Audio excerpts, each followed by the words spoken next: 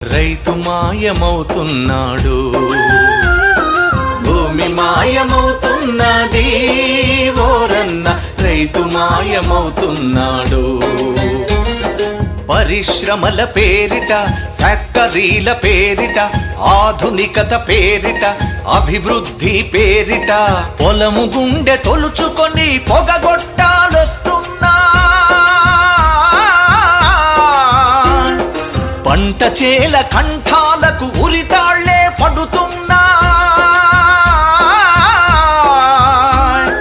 నేలని గంటువులోన గతకాలపు వైభవంల రైతు అనే పదమొకటి నిక్షిప్తం అవుతున్నది.